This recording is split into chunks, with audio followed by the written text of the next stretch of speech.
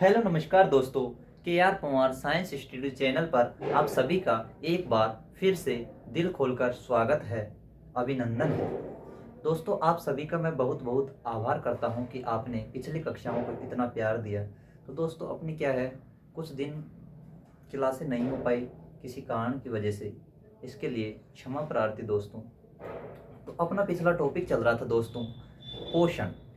पोषण के बारे में अपन ने कुछ जानकारियाँ जुटा ली थी, जैसे कि पोषण किसे कहते हैं, पोषण के आधार पर जीवों को कितने भागों में बांटा गया है दोस्तों, पोषण के लिए आवश्यक पोषक तत्व कौन कौन से हैं दोस्तों, उनमें भी अपन ने देख लिया था कार्बोहाइड्रेट। तो सबसे पहले अपन पिछली कक्षा से रिवीजन के तौर पर देखते हैं कि अपन ने पढ़ा था पहले पोषण।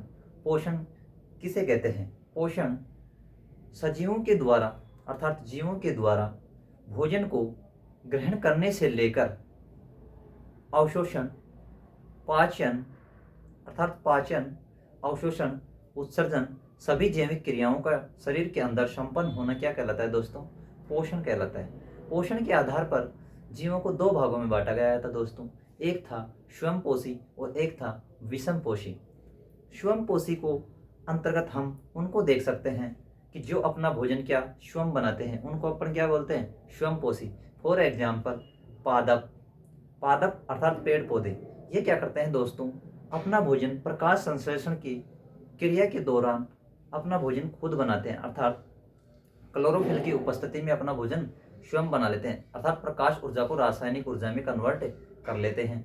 कुछ जीवाणु भी थे, जैसे राइजोबियम, एजेटोबैक्टर इत्यादि। ये कुछ ऐसे जीवाणु थे जो भी क्या करते हैं? अपना भोजन स्वयं बनाते हैं। अर्थात राइजोबियम कहाँ पाया जाता है? मटर की जड़ों में, जो क्या करता है कि नाइट्रोजन का स्थिरीकरण करता है और अपना भोजन स्वयं बना लेता है। इसके बाद अपन ने देखा विषमपोषी।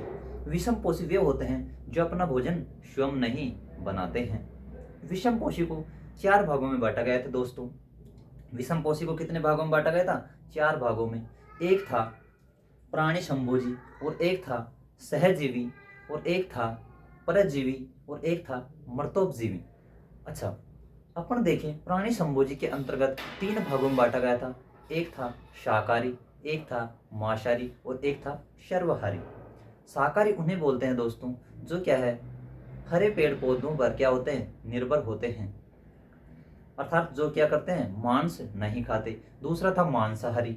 मांसाहारी उसे कहते हैं दोस्तों कि जो क्या करते हैं? मांस पर निर्भर रहते हैं। फॉर एग्जाम्पल बोले तो शेर, चीता, ये सब क्या है? मांसाहारी। और शाकाहारी की बात करें तो क्या करें? भेड़, बकरी इत्यादि ये क्या है? शाकाहारी। तीसरा था अपना प्राणी संभोजी में ही सर्वहारी। सर्वहारी के अंतर्गत बात करें तो दोस्तों वे जीव जो मांसाहारी तथा शाकाहारी दोनों होते हैं उनको क्या बोलते हैं? सर्वहारी। इसके बाद अपन देखें कि सहजीवी। सहजीवी किसे कहते हैं? सहजीवी वे होते हैं जैसे लाइकिन। लाइकिन क्या है? एक सहजीवी है। ये क्या है? कवक तथा शैवाल दोनों से मिलकर बना होता है, उसको क्या बोलते हैं? सहजीवी। अर्थात दोनों के गुण भी पाए जाते हैं। लाइकिन क्या होता है दोस्तों? पर्यावरण प्रदूषण का सूचक भी है। दूसरा अपन ने देखा परजीवी।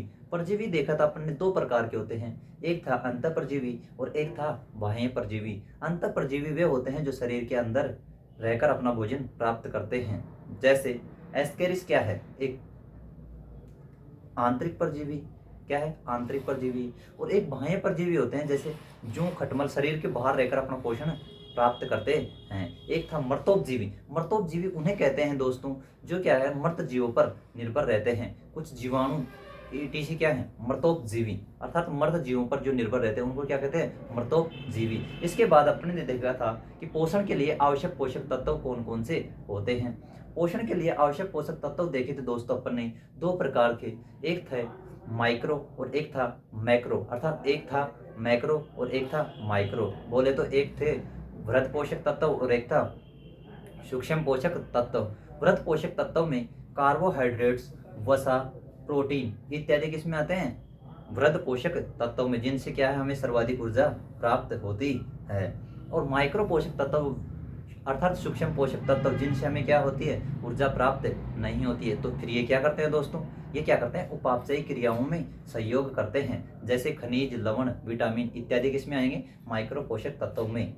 इसके बाद में अपन ने देखा था कि कार्बोहाइड्रेट्स कार्बो सामान्य तौर पर जाना था अपन ने इनके बारे में। कार्बोहाइड्रेट्स क्या है भाई, इससे क्या होती है, शरीर को सर्वाधिक ऊर्जा प्राप्त होती है। दूसरा देखा अपन ने प्रोटीन। प्रोटीन क्या होती है भाई, प्रोटीन क्या करता है, शरीर का निर्माण करती है। विस्तार से तो आज जानेंगे इसके बारे में, है ना। प्रोटीन क्या होता है, शरीर निर्माणकारी तत्व होता है। तीसरा अपन ने देखा था वसा। वसा क्या करती है दोस्तों, ये क्या करती है, संरक्षित भोजन के रूप में काम करते हैं। इसके बारे में भी अपन विस्तार से जानेंगे। वसा क्या होती है, उपवास के दौरान काम आती है दोस्तों। ये क्या होते हैं, चिकने पदार्थ इत्यादियों से पाई जाती है। आज अपन पढ़ने वाले हैं प्रोटीन के बारे में तो विस्तार से, है ना दोस्तों। कहते हैं कि ये मंजिलें बड़ी जिद्दी होती है, कि ये मंजिलें बड़ी जिद्दी होती है, हासिल कहाँ नसीबों से होती है, मगर वहाँ तूफान भी हार जाते हैं जहाँ पर कश्तियाँ जिद पे अड़ी होती हैं। तो दोस्तों करते हैं अपन शुरुआत। प्रोटीन के बारे में आज विस्तार से पढ़ने वाले हैं दोस्तों। तो शुरुआत करते हैं सेशन की, है ना, बिना समय को गंवाएं, क्योंकि टाइम इज वेरी इंपॉर्टेंट।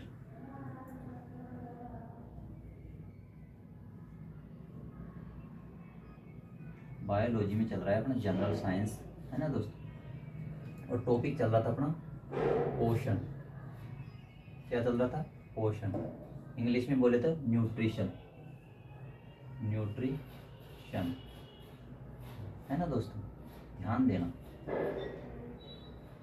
सभी कुछ अपन ने दोहरा भी लिया है, क्योंकि क्या है, रिवीजन करना जरूरी होता है। 28 जनवरी 2025। आशा करता हूँ दोस्तों आपने क्या है 26 जनवरी को बूंदी भी खूब खाई है ना। अब आज पढ़ते हैं अपन किसके बारे में, प्रोटीन के बारे में, कि प्रोटीन है क्या चीज़, है ना दोस्तों। प्रोटीन के बारे में विस्तार से पढ़ने वाले हैं। क्या है ये, वृहद पोषक तत्व पढ़ रहे हैं अपन। क्या पढ़ रहे हैं, वृहद पोषक तत्व। कार्बोहाइड्रेट्स अपन ने जान ली थी अच्छे से। आज अपन पढ़ेंगे क्या, दूसरा क्या पढ़ेंगे, प्रोटीन। ठीक है, अपन ने देखा था प्रोटीन के बारे में आज अपन जानते हैं दोस्तों। क्या है दोस्तों, पास में काम चल रहा है तो वहाँ पे आपको जनरेटर की भी आवाज़ आ रही होगी, लेकिन क्या है अपन थोड़ा तेज़ बोलेंगे जिससे आपको आसानी से समझ आ जाए। प्रोटीन क्या होता है दोस्तों, प्रोटीन यह 20 प्रकार के एमिनो अम्लों से मिलकर बनी होती है। यह 20 प्रकार के एमिनो अम्लों से मिलकर बनी होती है। इसका क्या कार्य है दोस्तों, यह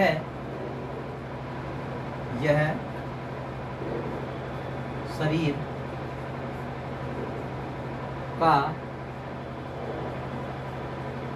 निर्माण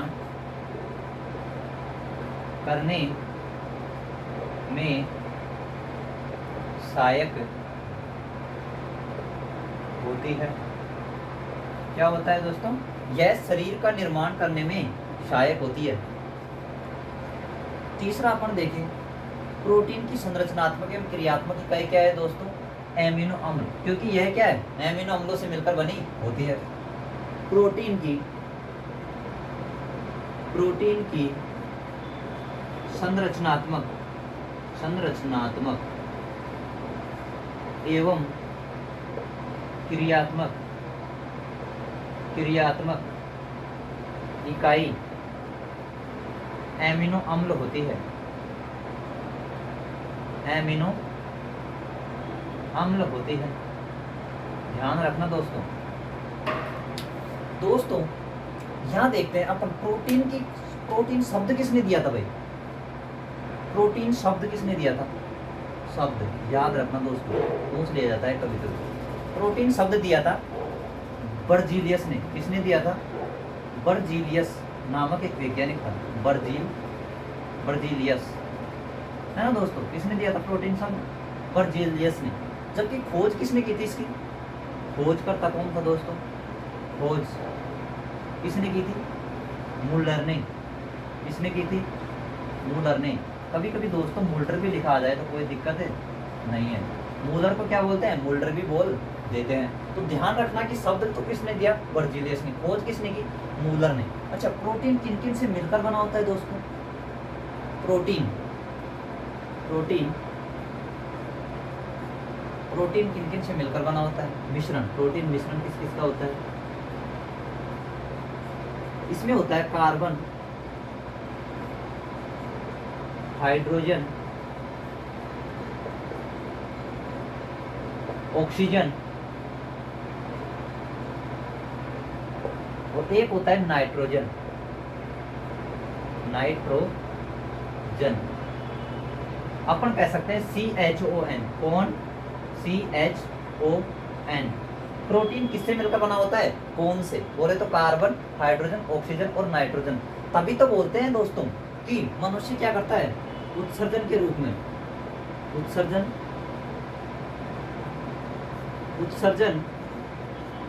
के रूप में नाइट्रोजनी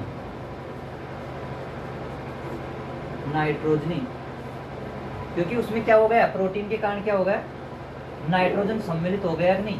तो नाइट्रोजनी अपशिष्ट पदार्थों का उत्सर्जन करता है। नाइट्रोजनी अपशिष्ट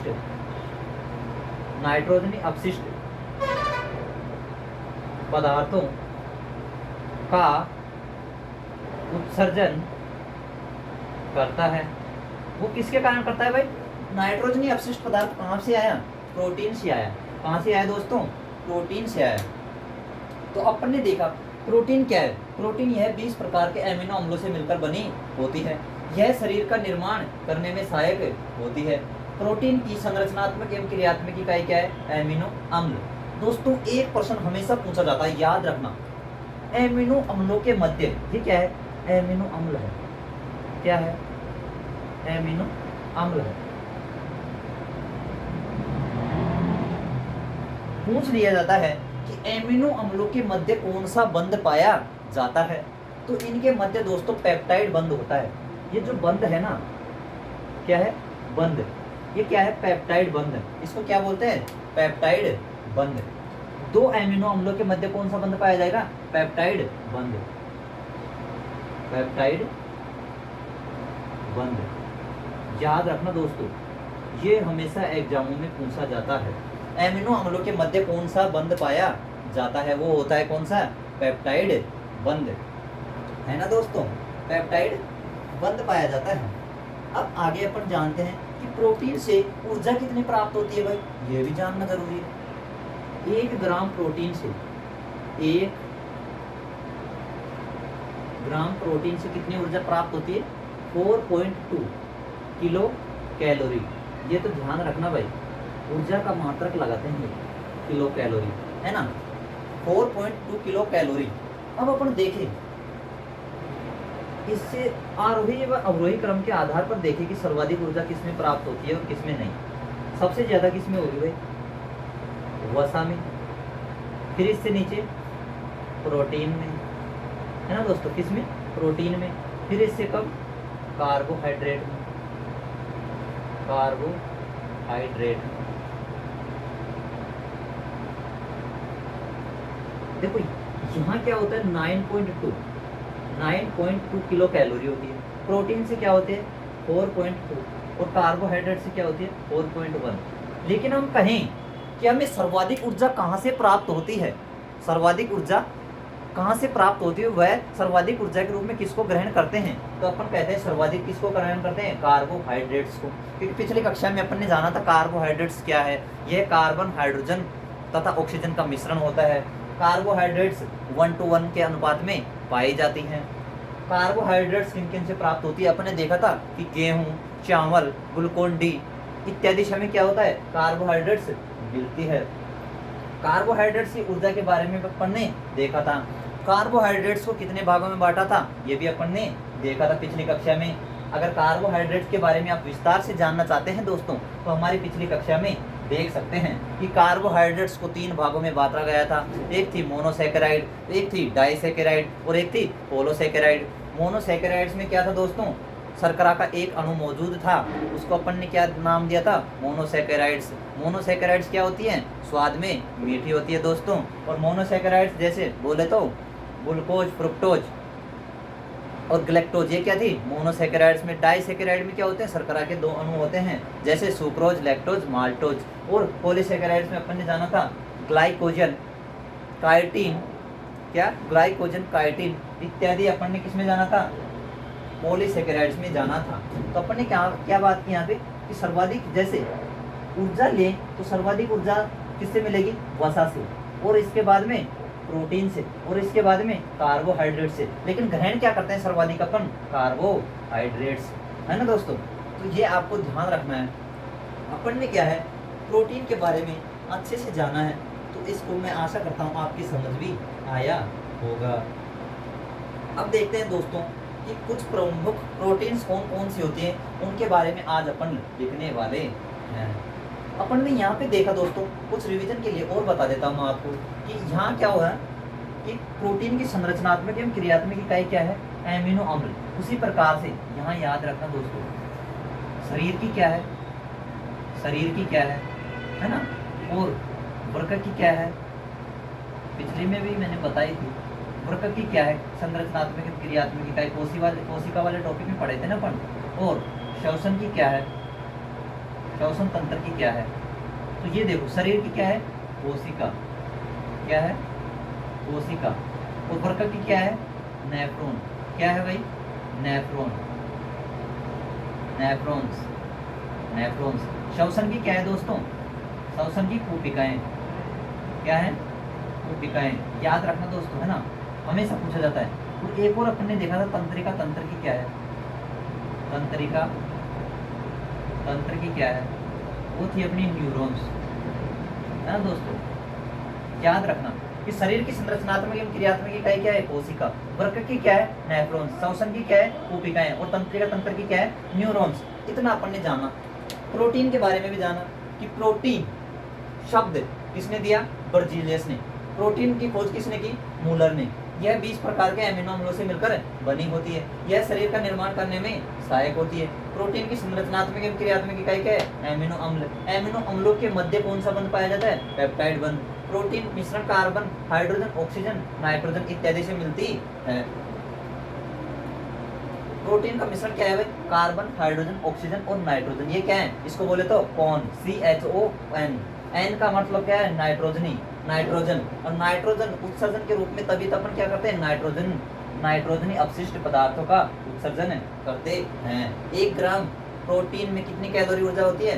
4.2 किलो कैलोरी, है ना दोस्तों। अब अपन देखते हैं प्रोटीन के स्रोत क्या क्या है ना दोस्तों। प्रोटीन के स्रोत क्या क्या है, इतना जानते हैं। इसके नीचे भाई किस किस से मिलती है ये, आशा करता हूँ इतना आप सभी को समझ आया होगा। और आना भी चाहिए दोस्तों, क्यों आना भी चाहिए दोस्तों। आपको मुझे लग रहा है कुछ न कुछ आवाज़ सी महसूस हो रही होगी, तो दोस्तों क्या है, यहाँ कुछ काम चल रहा है ना, इसके कारण से क्या हो रही है, आवाज़ आ रही है दोस्तों। अपन क्या है, बार बार रिवीजन भी करते रहेंगे, क्योंकि अपन ने कोशिका वाले टॉपिक में बताया था क्रियात्मक इकाई, लेकिन फिर भी यहाँ भी पढ़ लिया, क्योंकि बार बार याद करने से क्या होता है, चीज़ें स्थायी होती हैं। अब अपन देखते हैं प्रोटीन के प्रमुख स्रोत कौन कौन से हैं। प्रोटीन के प्रमुख स्रोत, प्रोटीन के प्रमुख स्रोत, प्रोटीन के प्रमुख स्रोत। दोस्तों प्रोटीन किस किस से मिलती है, देखो दाल, दाल से क्या मिलेगी, प्रोटीन, एग्जाम्पल के तौर पे लिखते चलो, है ना दोस्तों। और सोयाबीन, सोयाबीन एक होती है, सोयाबीन दाल, सोयाबीन, मूंगफली, मूंगफली, है ना। एक होता है स्पाइरुलिका शैवाल, स्पाइरुलिका, स्पाइरुलिका शैवाल। और किससे मिलती है भाई, दाल, सोयाबीन, मूंगफली, स्पाइरुलिका शैवाल, अंडा, अंडा, है ना, ईटीसी में क्या होती है, प्रोटीन मिलती है। लेकिन अपन देखते हैं सर्वाधिक प्रोटीन किससे मिलती है भाई, सर्वाधिक प्रोटीन, सर्वाधिक प्रोटीन ये पूछ लिया जाता है भाई। सर्वाधिक प्रोटीन होती है, एक होती है एक होती है स्पाइरुलिना शैवाल, स्पाइरुलिना, स्पाइरुलिना, रूलिना, है ना दोस्तों, स्पाइरुलिना शैवाल है, स्पाइरुलिना शैवाल। और एक अपनी सोयाबीन, सोयाबीन। तो दोस्तों जो अपनी जो सोयाबीन खल के रूप में पाई जाती है ना, वो तो क्या होता है, उसका अपशिष्ट पदार्थ होता है एक प्रकार से। सोयाबीन, मुख्य सोयाबीन होती है जो किसमें, दानों के रूप में पाई जाती है, दानों के रूप में अर्थात दाल के रूप में पाई जाती है। उससे क्या होती है कि हमें देखो स्पाइरुलिना शैवाल होता है, उससे कितनी परसेंट, 65%, 65% क्या पाई जाती है दोस्तों, प्रोटीन मिलती है। किसमें पाई जाती है, स्पाइरुलिना शैवाल में, है ना दोस्तों। और सोयाबीन की बात करते हैं तो इससे 46% क्या पाई जाती है, प्रोटीन पाई जाती है। तो इसके बाद में अपन देखते हैं कुछ महत्वपूर्ण प्रोटीन जो किन किन कौन कौन से पदार्थ में पाई जाती है, महत्वपूर्ण प्रोटीन जानते हैं।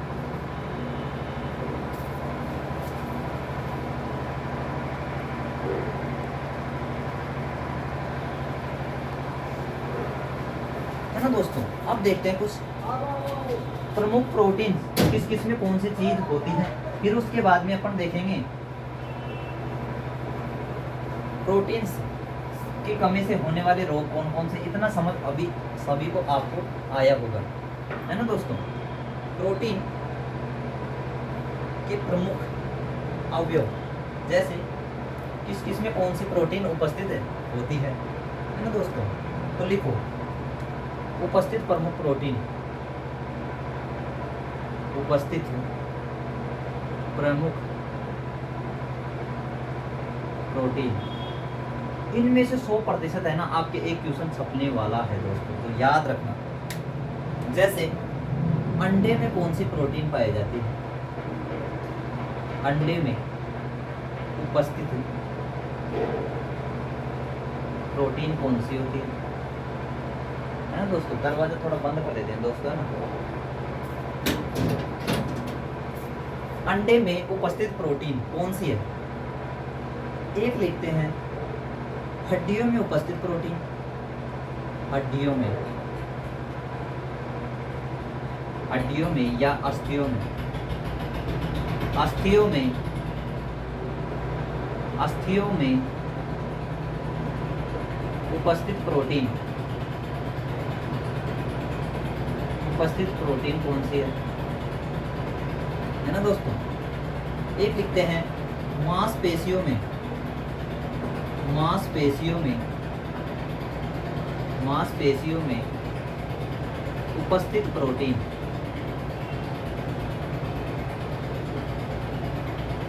इसमें कौन सी है दोस्तों। लिखते हैं नाखून में, नाखून में। एक लिखते हैं खुर में, खुर जो पैरों के होते हैं ना दोस्तों, उसकी बात है। बालों में, इसमें बालों में उपस्थित प्रोटीन कौन सी है ना दोस्तों। एक लिखो दूध में उपस्थित प्रोटीन कौन सी है, दूध में उपस्थित प्रोटीन कौन सी है, उपस्थित प्रोटीन कौन सी है ना दोस्तों। दूध में उपस्थित प्रोटीन कौन सी है। रुधिर में, रुधिर में, रुधिर में उपस्थित, उपस्थित प्रोटीन कौन सी है ना दोस्तों। अब इधर लिखते हैं और, है ना। लिखो उपस्थित इसमें रुधिर में उपस्थित है प्रोटीन कौन सी है। देखो दालों में उपस्थित प्रोटीन कौन सी है, दाल वाले दिखा दिए क्या, नहीं।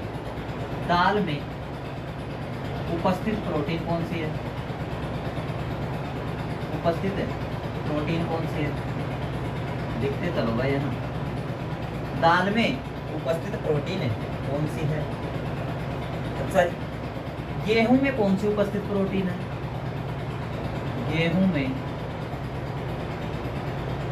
में उपस्थित प्रोटीन कौन सी है? ये ध्यान रखना। अच्छा जी, गेहूं में उपस्थित प्रोटीन कौन सी है दोस्तों, है ना। और देखते हैं सबसे इंपॉर्टेंट गुणसूत्र में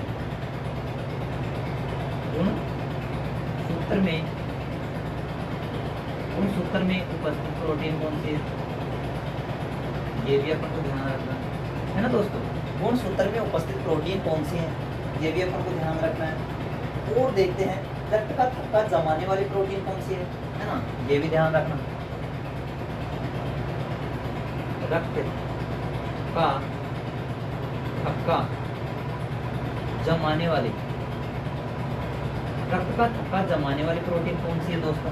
थक्का जमाने वाली प्रोटीन कौन सी है ना दोस्तों। और रक्त का थक्का जमने से रोकने वाली प्रोटीन कौन सी है, ये भी ध्यान रखना। रक्त का थक्का जमने से रोकने वाली प्रोटीन कौन सी है, ये भी अपन को ध्यान रखना है। अब देखते हैं धीरे धीरे सभी प्रोटीन्स के बारे में अपन जानते हैं। लगभग अपन ने, है ना, 11 प्रोटीन्स के नाम लिख दिए हैं। तो अब देखते हैं अंडे का पहला अक्षर क्या है दोस्तों? एल। तो इसमें कौन सी होगी? एल्ब्यूमिन। कौन सी होगी? Albumin protein. कौन सी होगी? Albumin protein. हड्डियों में यानी बोले तो अस्थि है ना। तो F4 क्या है? अस्थि। और F4 क्या है? ओस्टिन। की पॉइंट से थोड़ा याद रह जाएंगे दोस्तों, है ना। Austin protein. कौन सी दोस्तों? Austin protein. मांसपेशियों में उपस्थित प्रोटीन कौन सी है? ये है दोस्तों मायोसिन। कौन सी है? मायोसिन। इसमें भी माँ आ रहा है ना, तो मायोसिन प्लस एक और होती है दोस्तों इसके साथ में, एक्टिन। कौन सी होती है? एक्टिन। नाखून खुर बालों में कौन सी होती है दोस्तों? कैरोटीन। कौन सी होती है? कैरोटीन। इसको कभी कभी क्रिएटिन भी कहते हैं दोस्तों। क्या बोल देते हैं? क्रिएटिन। एक है दूध में उपस्थित प्रोटीन कौन सी है दोस्तों? कैसीन। कौन सी होती है? कैसीन, है ना दोस्तों। एक होती है रुधिर में उपस्थित प्रोटीन कौन सी होती है? ये होती है दोस्तों ग्लोबिन। अपन नहीं बोलते क्या हीमोग्लोबिन, उसमें कौन सी प्रोटीन होती है? ग्लोबिन प्रोटीन होती है दोस्तों। पी का मतलब क्या है? प्रोटीन। समझ जाना दोस्तों, है ना। पी का मतलब प्रोटीन। अब दाल में देखते हैं प्रोलेमिन्स। कौन सी होती है? प्रोलेमिन्स। दोस्तों इतना अच्छा कंटेंट लिखवा रहे हैं, आपको याद रखना चाहिए। गेहूं में कौन सी होती है? गैसे क्या होता है? गेहूं में गैसे गेहूं और गैसे ग्लूटीन। कौन सी होती है दोस्तों? ग्लूटीन। गुणसूत्र में कौन सी होती है भाई? हिस्टोन प्रोटीन होती है। गुणसूत्र में कौन सी होती है? हिस्टोन प्रोटीन, है ना। पी बोले तो प्रोटीन। रक्त का थक्का जमाने वाली प्रोटीन कौन सी होती है भाई? फाइब्रोनोजन। कौन सी होती है? फाइब्रोनोजन प्रोटीन, है ना दोस्तों। इसको थ्रोम्बिन प्रोटीन भी कहते हैं दोस्तों। रक्त का थक्का जमने से रोकने वाली प्रोटीन कौन सी है? ये है दोस्तों हिपेरिन। कौन सी है? हिपेरिन। दोस्तों आप सभी ने जाना कि रक्त का थक्का जमाने वाली प्रोटीन कौन सी है? फाइब्रोनोजन। और रक्त का थक्का जमने से रोकने वाली प्रोटीन कौन सी है? हिपेरिन दोस्तों। तो ये सभी प्रोटीन्स मैं मानता हूं कि आपकी एग्जाम की दृष्टि से बहुत ही महत्वपूर्ण है, तो आप सभी को इनका याद रखना है। मैंने आपको कुछ ट्रिक्स भी, हिंट भी दिया था कि F4 अंडा, F4 एल्ब्यूमिन। हड्डियों को बोला जाता है अस्थि, F4 अस्थि, F4 ओस्टिन। मांसपेशियां बोले तो मां से बोले तो मायोसिन प्लस एक्टिन। नाखून खुर बालों में कौन सी प्रोटीन होती है? कैरोटीन या केराटिन। दूध में कौन सी उपस्थित होती है? कैसीन। रुधिर में कौन सी होती है? ग्लोबिन क्यों है भाई? उसमें कौन सा पाया जाता है वर्णक? हीमोग्लोबिन, जिसके कारण क्या है? Globin protein. दाल में प्रोलेमिन्स। गेहूं में गेहूं में गे पहला अक्षर आ रहा है ना, तो उसी के नाम पर ग्लूटीन। गुणसूत्र में स्टोन प्रोटीन, गुणसूत्र में स्टोन प्रोटीन। और रक्त का थक्का जमाने वाली कौन सी प्रोटीन? फाइब्रोनोजिन। और रक्त का थक्का जमने से रोकने वाली प्रोटीन कौन सी है दोस्तों? डिपे में। आशा करता हूँ दोस्तों इतनी आप सभी को समझ भी आई होगी। अच्छा दोस्तों, तो अपन समझते हैं कि प्रोटीन की कमी से होने वाले रोग कौन कौन से हैं। अब ये जानते हैं दोस्तों, है ना, वो भी क्या होते हैं, अक्सर पूछे जाते हैं। आशा करता हूँ आपने स्क्रीनशॉट भी ले ही लिया होगा। दोस्तों इतना अच्छा कंटेंट मिल रहा है आपको कि कितनी बुकों से पता नहीं निकालना पड़ता है इसको आपके सामने प्रस्तुत करने के लिए, क्योंकि आपने इतनी आशा जताई है और उन आशाओं पे खरा उतरना भी जरूरी होता है। और आपके याद तो हो ही जाएगी, है ना। अब देखते हैं प्रोटीन की कमी से होने वाले रोग। प्रोटीन की कमी से होने वाले रोग, ये इंपॉर्टेंट है भाई। दो ही रोग है प्रोटीन की कमी से होने वाले रोग, उनको आपको जानना बहुत ही जरूरी है। एक है अपना कौन सा? कवासी योरकर। कवासी योरकर दोस्तों आपको बता दें कि प्रोटीन है ना, पनीर में भी पाई जाती है। इसमें पनीर में भी प्रोटीन पाई जाती है। और जहां भी आप तो शादी में जाए ना, तो प्रोटीन को जरूर पनीर को अधिक खाना है, आपको याद रखना है ना। क्वासी योरकर एक अपना कौन सा? क्वासी योरकर रोग।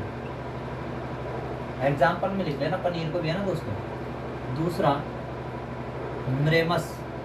मेरास्मस। कौन सा है? मेरास्मस। दोस्तों क्वासी योरकर क्या होता है?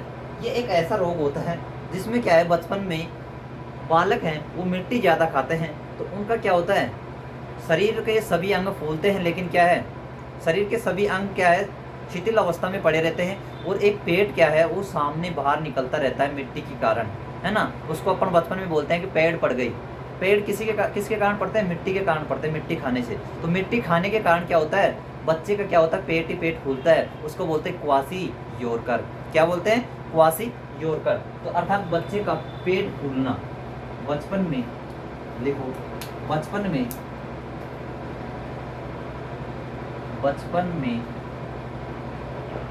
मिट्टी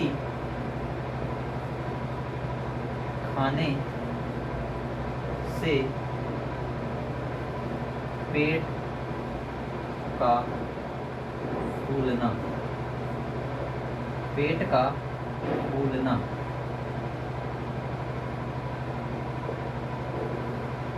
बचपन में मिट्टी खाने से पेट का फूलना क्या होता है? क्वासी योरकर रोग होता है दोस्तों, जो क्या होता है, प्रोटीन की कमी से होने वाला रोग है। एक है मेरास्मस। इसमें क्या होता है, बालक है ना बिल्कुल पतला होता है और अर्थात कुपोषण का शिकार की तरह होता है, एक प्रकार से बिल्कुल मरियल सा, है ना। तो इसमें क्या होता है, मेरास्मस बालक का पतला होना, अर्थात कुपोषित बच्चे के समान, कुपोषित बच्चे के समान। दोस्तों हम कह सकते हैं कुपोषित तो उसको कहते हैं कि किसी भी पोषण के अंदर का अपन अगर संपूर्ण पौष्टिक आहार नहीं लेते हैं तो वो क्या हो जाता है, बच्चा कुपोषित हो जाता है। जैसे कार्बोहाइड्रेट, प्रोटीन, वसा, खनिज लवण, विटामिन, इनमें से किसी एक भी तत्व की हमें भोजन के माध्यम से कमी होती है तो वो क्या होता है, कुपोषण होता है दोस्तों, है ना। और कुपोषण से क्या होता है, कुपोषित बच्चे हो जाते हैं, है ना। तो ये दो रोग क्या है, प्रोटीन की कमी से होने वाले रोग हैं दोस्तों, है ना। तो इनको आपको याद रखना है हमेशा, है ना दोस्तों। अब देखते हैं कि प्रोटीन में अपन ने बताया था 20 प्रकार के एमिनो अम्लों से मिलकर बने होते हैं, वो किस प्रकार से आते हैं, ये पढ़ने के बाद अपना क्या हो जाएगा, प्रोटीन खत्म हो जाएगा टॉपिक, है ना दोस्तों। तो अपन ने जाना क्वासी योरकर। क्वासी योरकर में कितने आ रहे हैं, ज्यादा शब्द आ रहे हैं ना दोस्तों। तो क्वासी योरकर में ज्यादा शब्द आ रहे हैं तो क्या होगा, मोटा होगा।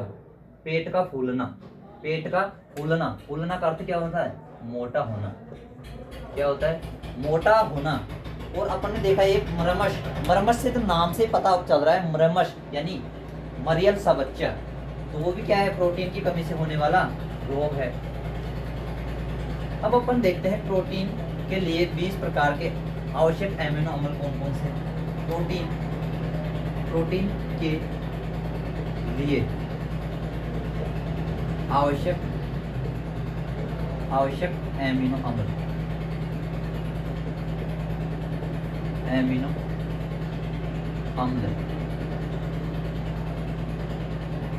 है ना दोस्तों। ये कितने प्रकार के होते हैं, याद रखना। 20 होते हैं, 20 एमिनो अम्ल। शुरू में लिखवाया था मैंने आपको, है ना, 20 एमिनो अम्ल। इसमें क्या होते हैं, 10 तो क्या होते हैं शरीर में निर्माण होता है, और 10 को क्या होता है बाहर से लेना पड़ता है, पूछ ले जाता है कभी कभी कि इनमें से 10 का निर्माण तो कहाँ होता है, शरीर में निर्माण होता है, शरीर में निर्माण होता है। 10 को कहाँ से लेना पड़ता है, 10 को बाहर से लेना पड़ता है। ये क्या है दोस्तों, एमिनो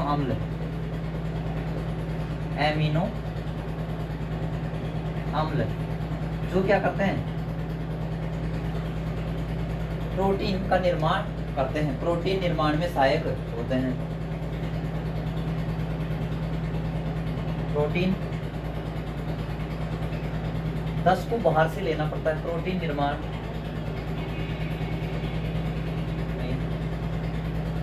सहायक होते हैं, है ना दोस्तों।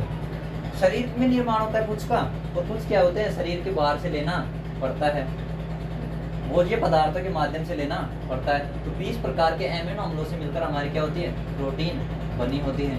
तो आशा करता हूँ आप सभी को यह क्लास बहुत अच्छे से समझ आई होगी दोस्तों, है ना दोस्तों।